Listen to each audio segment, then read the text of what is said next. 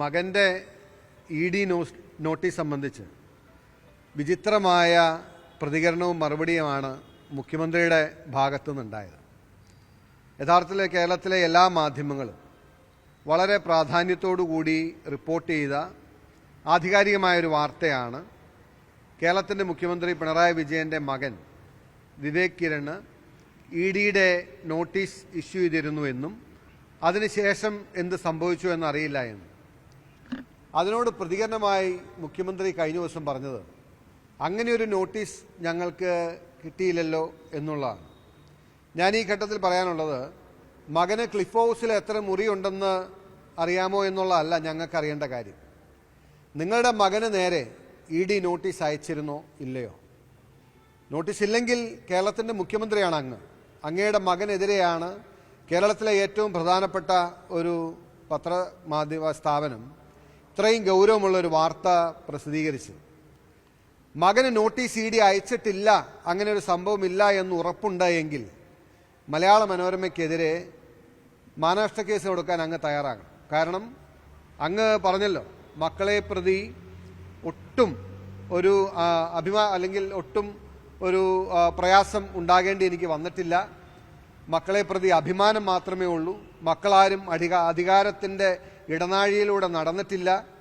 മക്കൾ തെറ്റായിട്ടുള്ളൊന്നും പ്രവർത്തിച്ചില്ല എന്ന് കേരളത്തിന് മുമ്പിൽ അങ്ങയുടെ മക്കളെക്കുറിച്ച് വളരെ ഇതായിട്ട് പറഞ്ഞല്ലോ. അങ്ങനെയുള്ള ഒരു മകനെക്കുറിച്ച് ഈ നിലയിലൊരു മാധ്യമ സ്ഥാപനം, അതിന് പിന്നാലെ മറ്റ് മാധ്യമങ്ങളും അതുമായി ബന്ധപ്പെടുകയും മകൻ്റെ ഇംഗ്ലണ്ടിലെ വിദ്യാഭ്യാസത്തിന് പണം നൽകിയത് ലാവലിൻ കമ്പനിയാണെന്ന് മാതൃഭൂമി റിപ്പോർട്ട് ചെയ്യുകയും ചെയ്തപ്പോൾ അങ്ങ് ഇതുപോലെ വന്ന് മകന് ക്ലിഫ് ഹൗസിലെ മുറി എത്രയുണ്ടെന്ന് അറിയില്ല എന്ന് പറഞ്ഞ് പോകേണ്ട ആളല്ല അങ്ങ്. അഭിമാനം കൊള്ളുന്ന മക്കളുടെ അഭിമാനം സംരക്ഷിക്കാനുള്ള ബാധ്യതയും ഉത്തരവാദിത്വവും അങ്ങേക്കില്ലേ?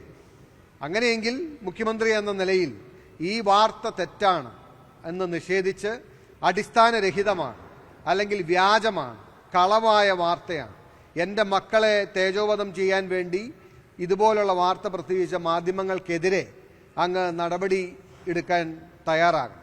അതില്ല എങ്കിൽ അങ്ങ് പയർ എത്ര എന്ന് ചോദിക്കുമ്പോൾ, അല്ലെങ്കിൽ അരി എത്ര എന്ന് ചോദിക്കുമ്പോൾ പയർ അഞ്ഞാഴി എന്ന് പറഞ്ഞ് ഒഴിഞ്ഞു പാറുന്ന പോലുള്ള ഡയലോഗുകളൊന്നും കൊണ്ട് കേരളത്തിലെ ജനങ്ങളെ കബളിപ്പിക്കാമെന്ന് ധരിക്കരുത്. മകളെക്കുറിച്ച് പറഞ്ഞപ്പോൾ ഞാൻ പുഞ്ചിരിയോടെ നേരിട്ടു എന്ന് അങ്ങ് പറഞ്ഞല്ലോ. അത് ഏറ്റവും നന്നായി മനസ്സിലാക്കിയ, ഏറ്റവും നന്നായി ബോധ്യമുള്ള ആളാണ് ഞാൻ. അതുകൊണ്ട് അങ്ങ് പറഞ്ഞ കാര്യങ്ങളിൽ അങ്ങേക്ക് ആത്മാർത്ഥതയുണ്ട് എങ്കിൽ കേരളത്തിൻ്റെ മുഖ്യമന്ത്രിയാണോ ഞങ്ങൾ വിശ്വസിക്കേണ്ടത്, മലയാള മനോരമയും മാതൃഭൂമിയും അടക്കമുള്ള, അല്ലെങ്കിൽ മറ്റ് ഈ ചുറ്റും നിൽക്കുന്ന ഈ മാധ്യമങ്ങൾ റിപ്പോർട്ട് ചെയ്ത വാർത്തയാണോ കേരളത്തിലെ ജനങ്ങൾ വിശ്വസിക്കേണ്ടത് എന്ന് അങ്ങയുടെ ഇന്നലത്തെ പ്രസ്താവനയിൽ നിന്നും കേരളം തീരുമാനിക്കണമെന്നുണ്ടെങ്കിൽ അങ്ങ് മക്കളെക്കുറിച്ചുള്ള അഭിമാനം പറഞ്ഞ് മാത്രം മതിയാക്കാതെ ഇവർ പറഞ്ഞത് തെറ്റാണ് എങ്കിൽ, മാധ്യമങ്ങളുടെ റിപ്പോർട്ട് തെറ്റാണ് എങ്കിൽ, അങ്ങയുടെ മകനെതിരെ ഒരു ED നോട്ടീസും ഇതുവരെ ഉണ്ടായിട്ടില്ല എങ്കിൽ അതിനെതിരെ നടപടി സ്വീകരിക്കാൻ തയ്യാറാണ്. അതല്ല, ED നോട്ടീസ് ഉണ്ടായിട്ട് ഇപ്പോഴില്ലാതായതാണ് എങ്കിൽ അതെങ്ങനെ ഇല്ലാതായി എന്നുകൂടി പറയാനുള്ള മാന്യത, മര്യാദ, അല്ലെങ്കിൽ ഒരു ധാർമ്മിക ബോധം അങ്ങ് കാണിക്കണമെന്നാണ് എനിക്ക് ഈ ഘട്ടത്തിൽ പറയാനുള്ളത്.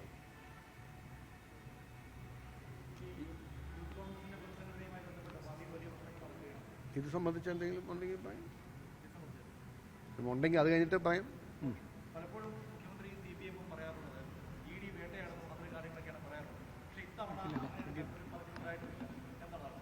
അതെ, അപ്പം ഞാൻ പറഞ്ഞേ ED വേട്ടയാടിയിട്ടില്ല, അല്ലെങ്കിൽ ഈ കാര്യത്തിലൊരു ക്ലാരിറ്റി വേണം.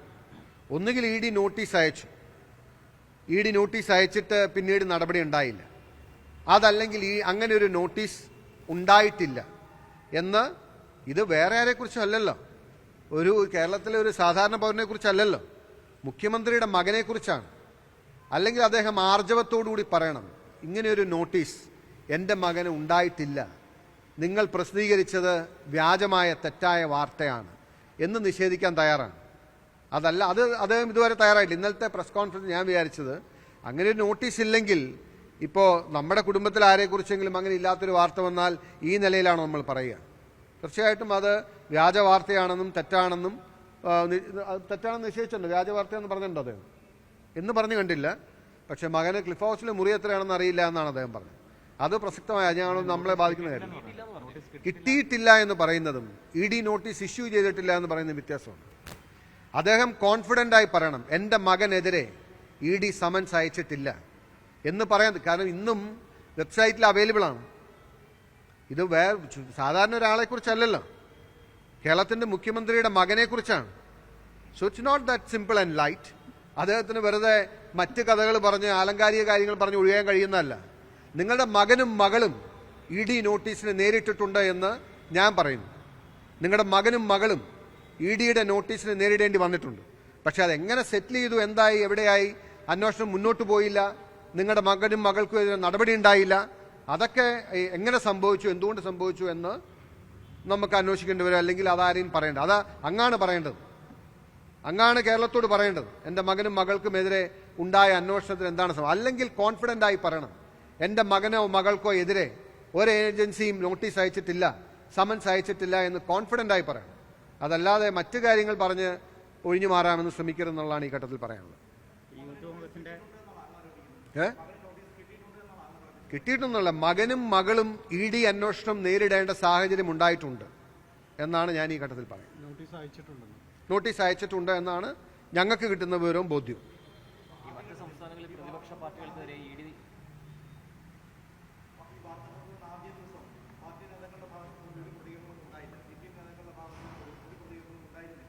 CPM നേതാക്കന്മാർ എന്തിന് എന്ത് നേതാക്കന്മാരുടെ പ്രതികരണത്തെക്കുറിച്ച് എന്തിനു പറയണു? അഖിലേന്ത്യാ സെക്രട്ടറി ആയിരിക്കുന്ന MA ബേബിയുടെ പ്രതികരണം, അദ്ദേഹം ഒരു സ്വാഭാവിക പ്രതികരണം നടത്തിയത് അങ്ങേർക്ക് പോലും പിന്നെ പിറ്റേ ദിവസം പിൻവലിക്കണം. അതാണ് CPMലെ അവസ്ഥ. അഖിലേന്ത്യാ സെക്രട്ടറിയുടെ അവസ്ഥ ഇതാണെങ്കിൽ പിന്നെ ഈ നാട്ടിലെ CPM നേതാക്കന്മാരെ പറയുന്നതിൽ എന്തെങ്കിലും കാര്യമുണ്ടോ? അതുകൊണ്ട് ഞാനിനി കേരളത്തിലെ CPM നേതാക്കന്മാർക്ക് ആർജവുമില്ല, കേരളത്തിലെ CPM നേതാക്കന്മാർക്ക് തൻ്റെ ഇടമില്ല എന്ന് പറയുന്ന പരിപാടി ഞാൻ നിർത്തി. കാരണം അഖിലേന്ത്യാ സെക്രട്ടറിയുടെ സ്ഥിതി ഇതാണെങ്കിൽ പിന്നെ സംസ്ഥാന നേതാക്കളുടെ കാര്യം പറയേണ്ട കാര്യമില്ല. ഇതിൽ SMC ലാബുമായി ബന്ധപ്പെട്ട് നേരത്തെ മുഖ്യമന്ത്രിയെ പിണറായി വിജയനെ നേരത്തെ CBI കോടതിയും അതോടൊപ്പം തന്നെ പിന്നീട് ഹൈക്കോടതിയും ഒക്കെ കുറ്റവിമുക്തനാക്കി. പിന്നീടാണ് ഇപ്പോൾ സുപ്രീം കോടതി വന്നേക്കുന്നത്. അതോടൊപ്പം തന്നെ കേരളത്തിൽ UDF സർക്കാർ ഉണ്ടായപ്പോഴും കേന്ദ്രത്തിൽ UP സർക്കാർ ഭരിച്ചപ്പോഴും ഒക്കെ തന്നെ ഈ അന്വേഷണമൊക്കെ നടന്നതല്ലേ? അപ്പം അതിനപ്പുറത്തേക്ക് എന്തായിരിക്കും അതിൽ പുതുതായിട്ട് വന്നിട്ടുണ്ടാവുക എന്നാണ് നിങ്ങൾ വിചാരിക്കുന്നത്? അല്ല, അതൊന്നുമില്ല. ഇപ്പോൾ വന്ന ഒരു വാർത്ത എന്ന് പറയുന്നത് മുഖ്യമന്ത്രിയുടെ മകൻ ഇംഗ്ലണ്ടിൽ പഠിച്ചല്ലോ. ഇംഗ്ലണ്ടിൽ പഠിച്ചതിന് ലക്ഷങ്ങൾ, ദശലക്ഷങ്ങൾ ചെലവഴിക്കേണ്ടി വന്നിട്ടുണ്ട്. ഒരുപക്ഷെ 10, 30, 40 ലക്ഷം രൂപ അന്നത്തെ കാലത്ത് ചെലവായിട്ടുണ്ടാകാം. സ്വാഭാവികമായിട്ടും നമ്മൾ ചിന്തിക്കുമ്പോൾ അന്ന് പിണറായി വിജയൻ മുഖ്യമന്ത്രിയല്ല, അന്ന് അദ്ദേഹം സാധാരണഗതിയിൽ ഇപ്പോൾ അദ്ദേഹത്തിൻ്റെ അഫിഡവിറ്റും ഒക്കെ ചേർത്ത് പരിശോധിച്ചാൽ മുഖ്യമന്ത്രിയുടെ മകൻ്റെ വിദ്യാഭ്യാസത്തിന് ലാവലിൻ കമ്പനി സഹായിച്ചു എന്നുള്ള വാർത്തകൾ പുറത്തു വരുന്നു.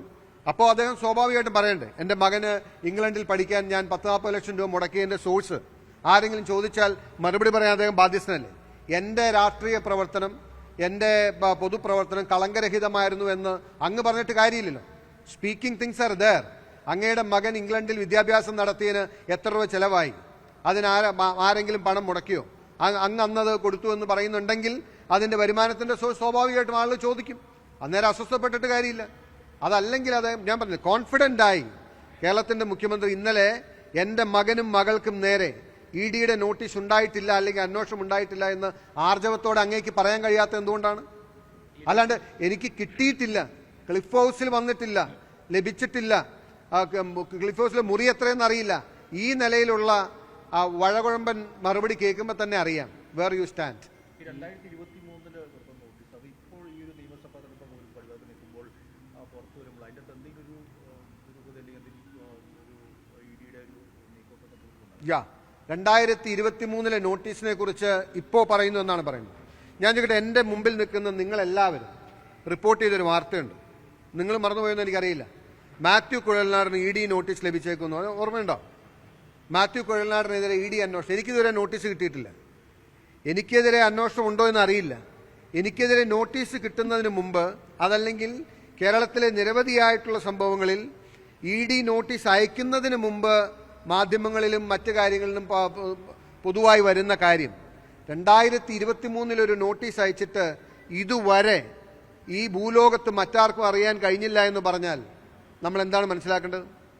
2023 നോട്ടീസ് ഉണ്ടോ ഇല്ലയോ എന്നത് ഇപ്പോഴും സംശയമാണല്ലോ. ഒന്നല്ലെങ്കിൽ കോൺഫിഡൻ്റായി മുഖ്യമന്ത്രിയെ ഡിനൈ ചെയ്യണം, there is no notice, there is no summons against my son എന്ന് പറയാൻ തയ്യാറാണ്. അത് മറ്റു കാര്യങ്ങളൊന്നും പ്രസക്തിയുള്ള കാര്യങ്ങളല്ല. എൻ്റെ മകൾക്കെതിരെ there is no notice, no summons against my daughter എന്ന് പറയാൻ തയ്യാറാണ്. അത് അദ്ദേഹം പറഞ്ഞിട്ടില്ല. ഇതിൽ മുഖ്യമന്ത്രിയുടെ മകന്റെ വിദ്യാഭ്യാസ ചെലവ് അങ്ങനെ വഹിച്ചു എന്നൊരു ആരോപണം ഉന്നയിക്കുമ്പോൾ, ഈ വിവാദം നടക്കുമ്പോൾ, ഈ കരാർ നടക്കുന്ന സമയത്ത് മുഖ്യമന്ത്രിയുടെ മകന് ചെറിയ പ്രായമേ ഉണ്ടാവുള്ളൂ, ഒരു 10-11 വയസ്സേ ഉണ്ടാവുള്ളൂ. അപ്പം അതിനുശേഷം വർഷങ്ങൾക്ക് ശേഷം ഇതൊക്കെ കേസെടുത്ത് അന്വേഷണം നടക്കുന്ന വേളയിൽ ഈ SNC ലാവലിൻ കമ്പനി ഇത്തരത്തിൽ സഹായിച്ചു എന്നാണോ പറയുന്നത്? SNC ലാവലിനുമായിട്ടുള്ള ബന്ധം അന്നുകൊണ്ട് അവസാനിച്ചു എന്നാണ് അങ്ങ് ധരിക്കുന്നത്. SNC ലാവലിനും പിണറായി വിജയനുമായി അല്ലെങ്കിൽ ഇവരുമായിട്ടുള്ള ബന്ധം അന്ന് അവസാനിച്ചു എന്നാണ് പറയുന്നത്. ഞാൻ ഒരു കാര്യം കൂടി പറയാം. മസാല ബോണ്ട് ലിസ്റ്റ് ചെയ്ത മസാല ബോണ്ട് ഞങ്ങൾ ഇതിനു മുമ്പ് പറഞ്ഞിട്ടുണ്ട്. കിഫ്ബിയുടെ മസാല ബോണ്ട് ലിസ്റ്റ് ചെയ്തത് മുഴുവൻ വാങ്ങിയത് SNCയുടെ സബ്സിഡിയറി കമ്പനിയാണ് എന്ന് നിരവധി വട്ടം ഞങ്ങൾ പറഞ്ഞു. അതുമായി ബന്ധപ്പെട്ട് ഞാൻ നൽകിയ വിവരാവകാശ അപേക്ഷ ആരാണ് വാങ്ങിയത് എന്ന് ഡിസ്ക്ലോസ് ചെയ്യാൻ കഴിയില്ല എന്ന മറുപടിയാണ് കേരള സർക്കാർ പറഞ്ഞത്. ഇനി ഇങ്ങനെ ഒരു ആരോപണം വരുന്ന പശ്ചാത്തലത്തിൽ കേരളം ഇഷ്യൂ ചെയ്ത മസാല ബോണ്ട് SNC ലാവലിന്റെ സബ്സിഡിയറി കമ്പനിയാണോ വാങ്ങിയത് എന്നതെങ്കിലും മുഖ്യമന്ത്രി പറഞ്ഞില്ലെങ്കിൽ അതല്ലെങ്കിൽ അല്ല. ഇപ്പം ഞാനിപ്പോൾ സംശയാസ്പദമായി എനിക്കുള്ളൊരു സംശയമാണെന്ന് കൂട്ടിക്കോ, അല്ലെങ്കിൽ കേരളത്തിലെ എന്നെപ്പോലുള്ള പൗരന്മാർക്കുള്ള സംശയമാണെന്ന് കൂട്ടിക്കോ, അത് ക്ലാരിഫൈ ചെയ്യാൻ കേരളത്തിന്റെ ധനമന്ത്രിയിൽ തയ്യാറാവണം. അല്ലെങ്കിൽ കേന്ദ്രം പറയണം. കാരണം ഇവിടെ നിന്ന് ഇഷ്യൂ ചെയ്തൊരു ഇന്റർനാഷണൽ ബോണ്ടാണല്ലോ. അത് വാങ്ങിയ കമ്പനി ആരാണ്? കേരളം ഇഷ്യൂ ചെയ്ത മസാല ബോണ്ട് വാങ്ങിയ കമ്പനി ഏതാണ് എന്ന് കേരളത്തിലെ ജനങ്ങളോട് ഡിസ്ക്ലോസ് ചെയ്യുന്നത് എന്താണ് തെറ്റ്, എന്താണ് കുഴപ്പം? അതിപ്പോൾ ഓൾറെഡി റീപേ ചെയ്യുകയും ചെയ്തു, അത് പറയട്ടെ. So don't think that time SNC ലാവലിനുമായിട്ടുള്ള ബന്ധം അന്നുകൊണ്ട് എല്ലാം അവസാനിച്ചു എന്ന് ധരിക്കണ്ട.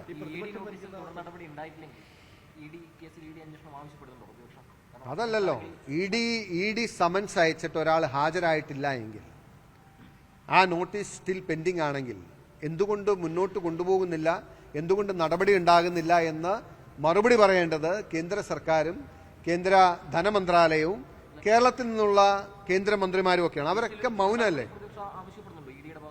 അല്ല, നമുക്കറിയില്ലല്ലോ what is the status, what is the stage. അല്ല, അങ്ങനെ ഞങ്ങൾ ആവശ്യപ്പെടേണ്ട കാര്യമായിട്ട് എനിക്ക് തോന്നിയിട്ടില്ല.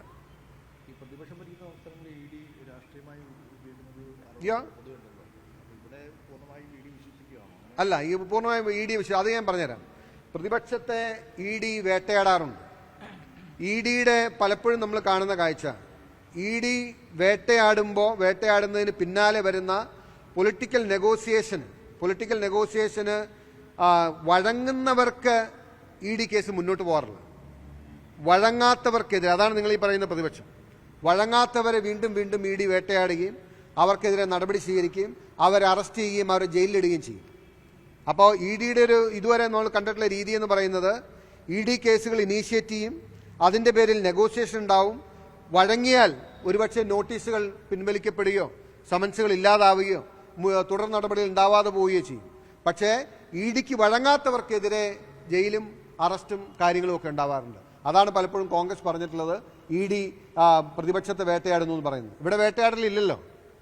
പിണറായി വിജയന്റെ മകളും സേഫ് അല്ലേ? അല്ല, we need to read in between.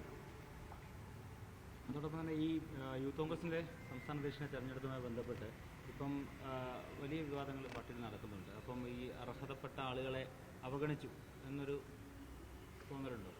ഇല്ല, യൂത്ത് കോൺഗ്രസിനെ സംബന്ധിച്ച് കുറച്ച് വൈകിയാണെങ്കിൽ ഒരു യൂത്ത് കോൺഗ്രസിന്റെ ഇപ്പോൾ ലീഡർഷിപ്പിനെ പ്രഖ്യാപിച്ചപ്പോൾ വളരെ നല്ല ഒരു തീരുമാനമായിട്ടാണ് ഞങ്ങളതിനെ കാണുന്നത്. കാരണം വേറൊന്നും കൊണ്ടല്ല, എനിക്ക് ഇവരെ എല്ലാവരെയും അറിയാം. ഒരു നല്ലൊരു ടീമാണ് യൂത്ത് കോൺഗ്രസ് വന്നിരിക്കുന്നത്. എല്ലാവരും നല്ല കേപ്പബിൾ ആയിട്ടുള്ള, പ്രോമിസിംഗ് ആയിട്ടുള്ള യങ്സ്റ്റേഴ്സിനെയാണ് ലീഡർഷിപ്പിൽ കൊണ്ടുവന്നിട്ടുള്ളത്. നല്ലൊരു ടീം വർക്കിന് വേണ്ടിയിട്ടുള്ള ഒരു ടീമിനെയാണ് കൊണ്ടുവന്നിരിക്കുന്നത്. എല്ലാവർക്കും അവരുടേതായ പ്രസക്തിയും എല്ലാവർക്കും അവരുടേതായ സ്ട്രെങ്തും എല്ലാവർക്കും അവരുടേതായുള്ള സംഘടനാ പാരമ്പര്യവും ചരിത്രവും. അപ്പോൾ ആ നിലയിൽ മികച്ച ഒരു ടീമിനെ യൂത്ത് കോൺഗ്രസ് നൽകാൻ കഴിഞ്ഞു എന്നാണ് ഈ ഘട്ടത്തിൽ ഞാൻ കാണുന്നത്.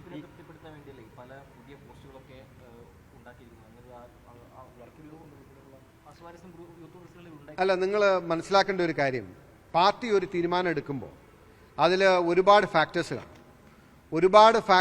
എല്ലാ ഫാക്ടറും ഒരുപക്ഷെ പരസ്യമായി ഡിസ്കസ് ചെയ്യാൻ പറ്റിക്കൊള്ളുന്നില്ല. പക്ഷേ ഇന്നത്തെ കേരളത്തിൻ്റെ സാഹചര്യത്തിൽ ഏറ്റവും അനുയോജ്യമായ തീരുമാനം എന്ന് തന്നെ ഞാൻ പറയാൻ ആഗ്രഹിക്കുന്നു. ഞങ്ങൾക്കെല്ലാം മികച്ച പ്രതീക്ഷയും ഉജ്ജ്വലമായിട്ടുള്ള ഒരു പ്രവർത്തനവും യൂത്ത് കോൺഗ്രസിൻ്റെ ഭാഗത്തുനിന്നുണ്ടാകും. വരും ദിവസങ്ങളിൽ നിങ്ങൾക്ക് കാണാൻ കഴിയും. ഇപ്പോൾ യൂത്ത് കോൺഗ്രസിൻ്റെ അധ്യക്ഷനായി കടന്നു വന്ന ശ്രീ ഒ ജെ ജനീഷ് എനിക്ക് വളരെ ചെറുപ്പം മുതലേ അറിയാവുന്ന ഒരാളാണ്. നമ്മൾ മനസ്സിലാക്കേണ്ട ഒരു കാര്യം, പാർട്ടി പല ഘട്ടങ്ങളിലും എടുക്കുന്ന തീരുമാനങ്ങൾ ഞങ്ങളെ സംബന്ധിച്ച് അഭിമാനമുള്ളൊരു കാര്യം.